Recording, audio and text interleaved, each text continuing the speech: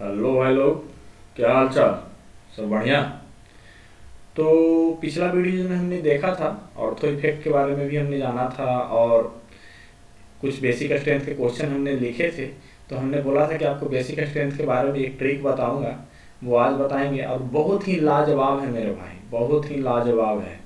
लाजवाब ट्रिक है, आपको बड़ा ही मज़ा आने वाला है। आप बड़ा ध्यान से बैठें, कॉपी कलम लेकर के, और हर एक चीज़ को समझें। आपसे एक भी क्वेश्चन एग्जाम में नहीं छूटने वाला। तो क्वेश्चन जो हमने दिया था उस क्वेश्चन को हम डिस्कस करेंगे। उससे पहले हम यहाँ पर जानेंगे कि हमने आपको बताया क्या, बताना क्या है आपको बेसिक स्ट्रेंथ को ट्रिक कैसे चेक करना है। तो सबसे पहला पॉइंट है, लिख लीजिए, how to decide basic strength. तो जनरली जो बेसिक स्ट्रेंथ का क्वेश्चन आपका आता है वो नाइट्रोजन का आता है, इसमें अमोनिया आपका इन्वॉल्व रहता है। तो सबसे पहले, या फिर आपका ऑक्सीजन का आएगा, जो भी हो आप उसको अपना समझ के देख लेना। लेकिन जो पॉइंट है वो यही वैलिड रहेगा, हर जगह पे यही वैलिड रहेगा। मेरे भाई बात को ध्यान से सुनना, यही पॉइंट वैलिड रहेगा। आपको क्या चेक करना है? Lone pair. Lone pair check करना है कि लोन पेयर लोकलाइज्ड है या डीलोकलाइज्ड है। आप बात को समझ रहे हैं क्या? लोन पेयर लोकलाइज्ड है या डीलोकलाइज्ड है। और बेसिक स्ट्रेंथ क्या होगा? बेसिक स्ट्रेंथ क्या होगा? बेसिक स्ट्रेंथ जो होगा लोकलाइज्ड जो होगा उसका ज़्यादा होगा डीलोकलाइज्ड से। सबसे पहला पॉइंट आपको यही चेक करना है, जहां भी आपको बेसिक स्ट्रेंथ का क्वेश्चन दिखे सबसे पहला मेरा भाई यही लोकलाइज्ड और डीलोकलाइज्ड चेक करना है। ठीक है, अब दूसरा पॉइंट पर आएंगे। दूसरा पॉइंट क्या है कि बना लो, आपको क्या बोले थे, बेस जहां भी दिखे उसको प्रोटोनेशन करा करके कॉन्जुगेट एसिड बना लेना है। ठीक है, तो स्टेबिलिटी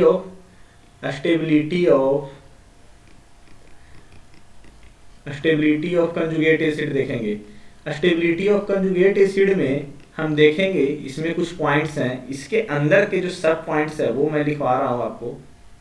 पहला पॉइंट जो है वो है रेजोनेंस से देखना है आपको। स्टेबिलिटी किससे देखना है?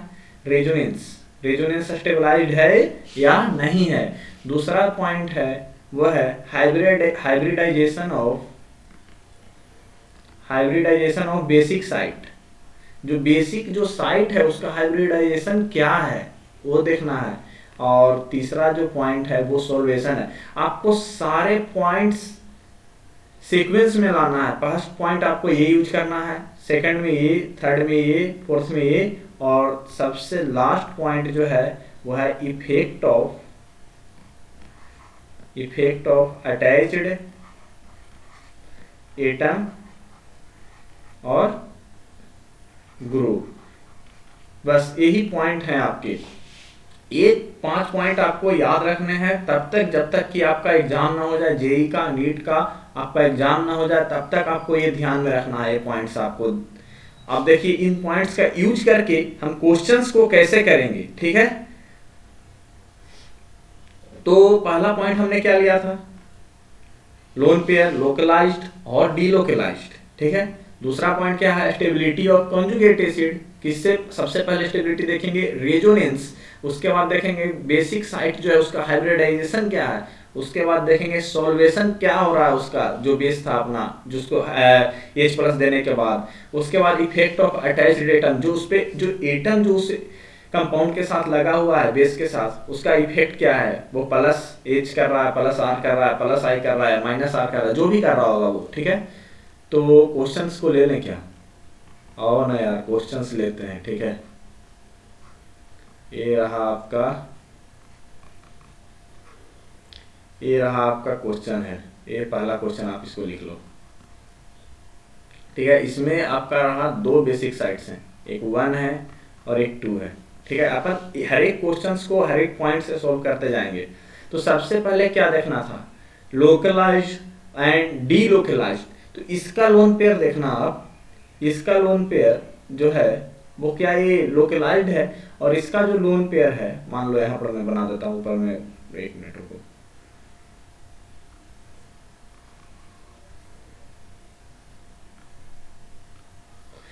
ये 2 यहाँ लिख देते हैं, इसका लोन पेयर यहाँ बनाते हैं। तो क्या ये आपको दिख रहा है क्या कि ये रेजोनेंस में इन्वॉल्व होगा इसके साथ? ये रेजोनेंस में इन्वॉल्व होगा। तो जो 1 है वो लोकलाइज्ड है, ये लोकलाइज्ड है एंड ये डी लोकलाइज्ड है। तो आपको समझ में आ गया क्या, इसमें जो सबसे बढ़िया बेस है वो 1 है। 1 greater than 2, decreasing order of basic strength क्या होगा, 1 ग्रेटर देन 2। मेरे भाई बात आपको समझ में आ गई क्या? अरे बोलो ना यार, समझ में आ गई क्या? हाँ या ना, बोलो ना। आओ दूसरा क्वेश्चन देखते हैं, दूसरा क्वेश्चन देखते हैं।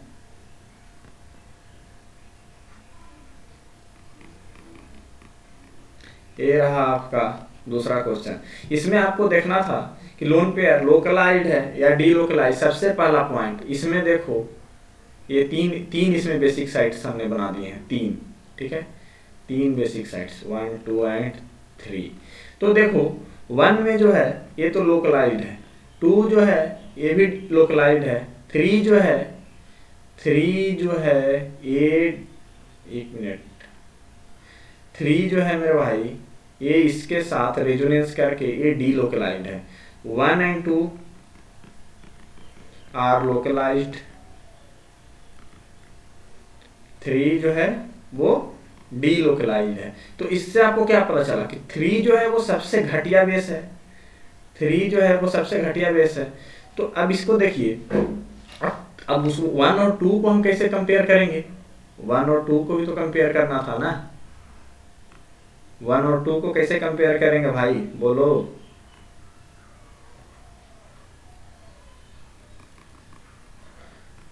देखिए तो 1 और 2 को कंपेयर करने के लिए हमने क्या किया, एक एच यहाँ पर बढ़ा दिया, हमने एक एच बढ़ा दिया हमने, ठीक है, इसको प्रोटोनेशन करा दिया, एच दे दिया।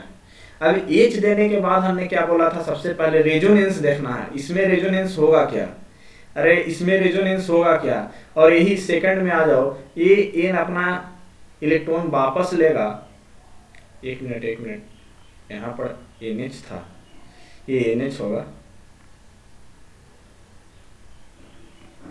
ये डबल बॉन्ड के साथ NH ही तो आएगा यार, तुम लोग बोलते नहीं हो कुछ। ये NH2 होगा यहाँ पर,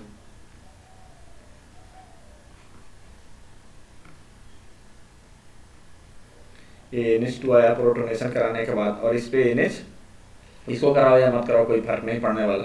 तो NH2 हुआ, जो इसने अपना N इलेक्ट्रॉन वापस लिया और इसने इसको दे दिया फिर से इलेक्ट्रॉन। तो एक ये जो है रेजोनेंस स्टेबलाइज कर रहा है क्या, 2 जो है वो रेजोनेंस स्टेबलाइज कर रहा है क्या।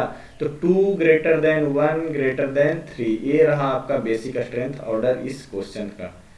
इस क्वेश्चन का बेसिक स्ट्रेंथ ऑर्डर क्या रहा, 2 ग्रेटर देन 1 ग्रेटर देन 3। ये आप देखें, आपको 2 पॉइंट कवर हो चुके हैं मेरे भाई, एक रेजोनेंस का और ये लोन पेयर का। अब तीसरा को कवर करेंगे हम, जो कि है आपका हाइब्रिडाइजेशन का, ठीक है, हाइब्रिडाइजेशन का। तो तीसरा क्वेश्चन भी हम लिख लेते हैं, और देखो बड़े ध्यान से देखना, हर एक क्वेश्चन आपका इंपॉर्टेंट है, कुछ ये हल्के में ना ले चीजों को। अब ये रहा बात, अब इसमें सबसे पहले क्या बोला हमने, लोकलाइज्ड और delocalize, localized and delocalize. आप देखोगे दोनों में जो है, दोनों में लोकलाइज्ड हैं, क्या है, लोकलाइज्ड हैं, कहीं भी नहीं गया लोन पेयर। अब दूसरा पॉइंट क्या करना है कि इसका कंजुगेट एसिड बना दो, H3N बना दिए,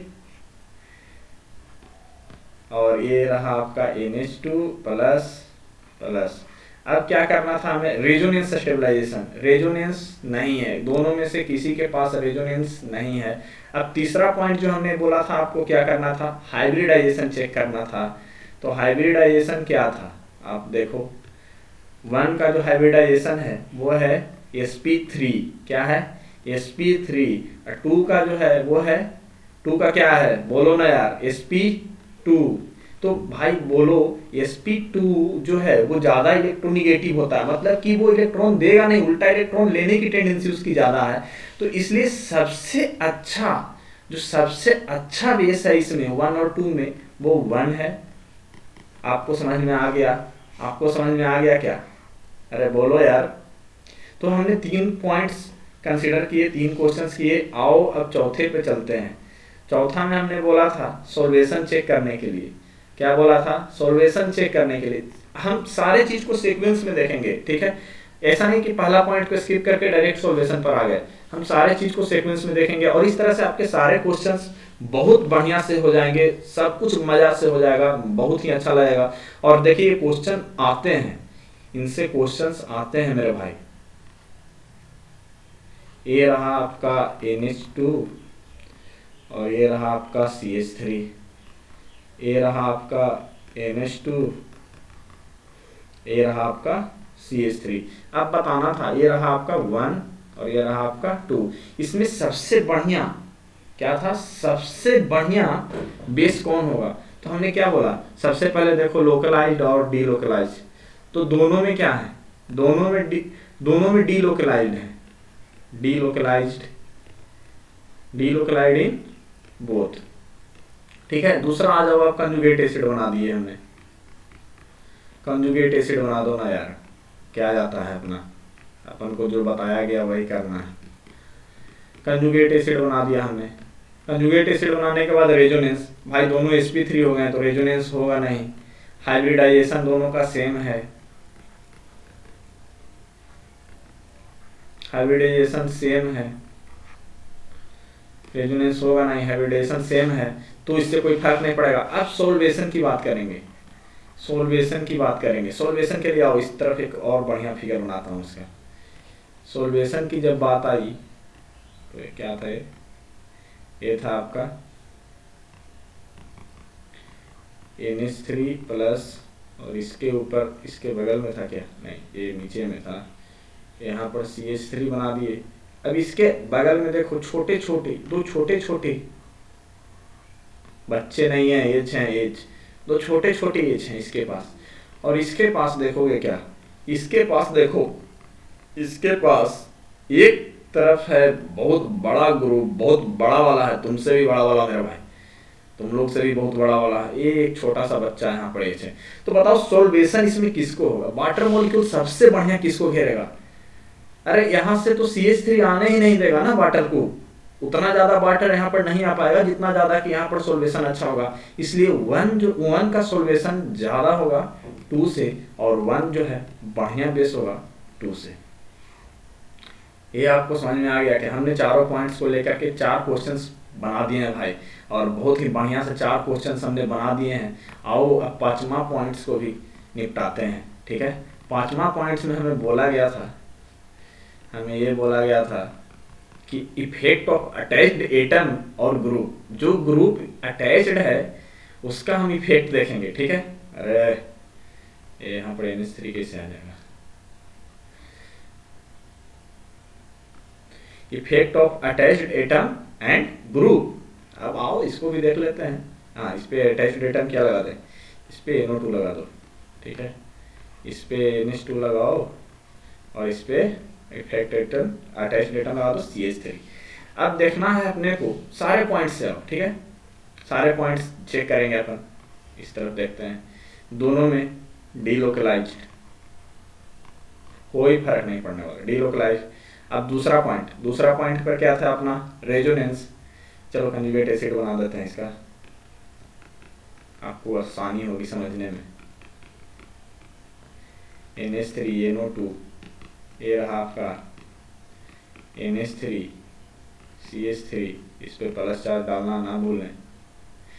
ये रेजोनेंस किसी में नहीं है, किसी में नहीं, sp3 हाइब्रिडाइजेशन भाई रेजोनेंस करेगा ही नहीं, आपको पता होगा।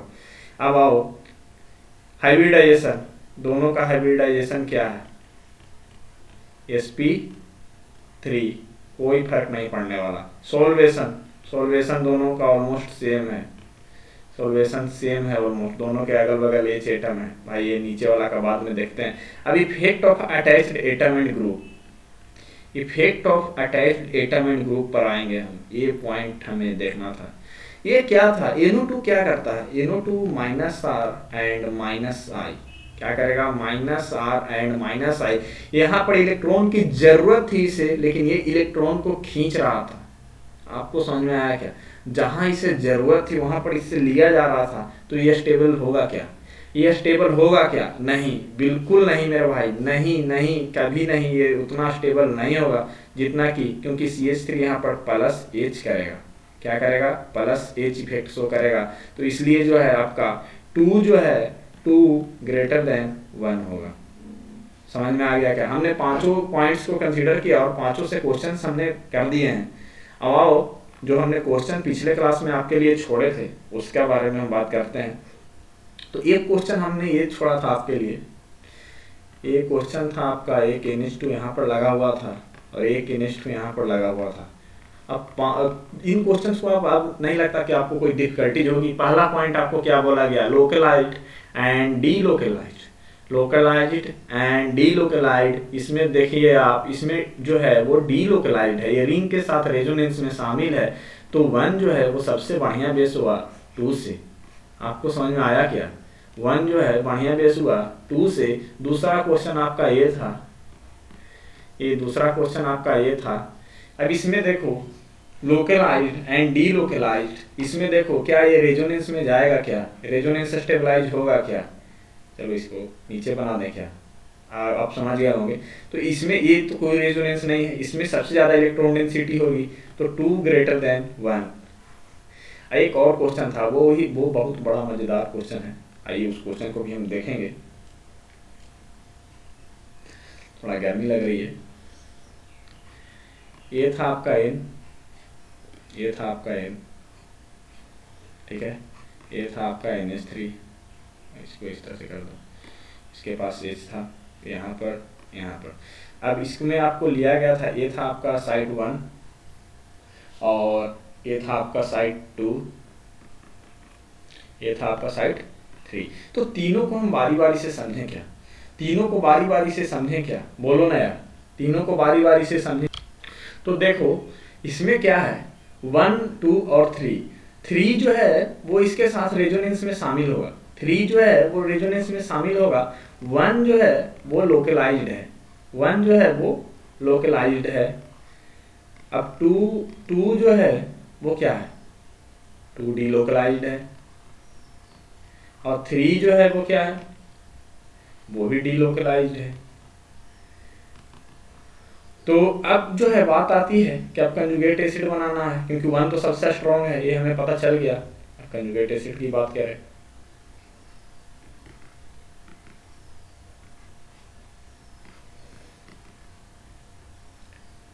ये बार बार गलती हो जाती है यार, ये NH2 है, इसको हम NH3 लिख दे रहे हैं। अब देखो ये NH3 बन गया प्लस चार्ज के साथ, यहाँ पर आ जाओ, यहाँ आ जाओ। अभी NH3 होकर के sp3 हाइब्रिडाइज, ये NH2 हो गया, प्लस चार्ज आ गया, उसके पास H पहले से था। अब ये सेकंड को देखो और थर्ड को देखो, क्या रेजोनेंस हो रहा है क्या दोनों में से किसी में? रेजोनेंस हो रहा है क्या? नहीं, रेजोनेंस नहीं हो रहा है दोनों में। अब हाइब्रिडाइजेशन दोनों का चेक करें, हाइब्रिडाइजेशन sp3 है क्या, sp3 है क्या? हाँ, दोनों का sp3 हाइब्रिडाइजेशन है, 2 और 3 दोनों का बोथ है sp3 हाइब्रिडाइजेशन। अब किस बात की चिंता, अब किसकी करेंगे? अब हम देखेंगे सॉल्वेशन। सॉल्वेशन बताओ, इसका अच्छा होगा या इसका अच्छा होगा? अरे भाई इसके पास more number of hydrogen atom है, तो जल मॉलिक्यूल जो जल है वो सबसे ज्यादा किसको देखेगा? H को ही तो घेरने आएगा वो। अरे जल के पास क्या होता है यार, H। अब भाई O को किस क्या चाहिए, O को H ही तो चाहिए। अब इसके पास 2 H है, इसके पास 3 H है, तो सबसे बढ़िया सॉल्वेशन NH3 का ही तो होगा ना, NH2 के।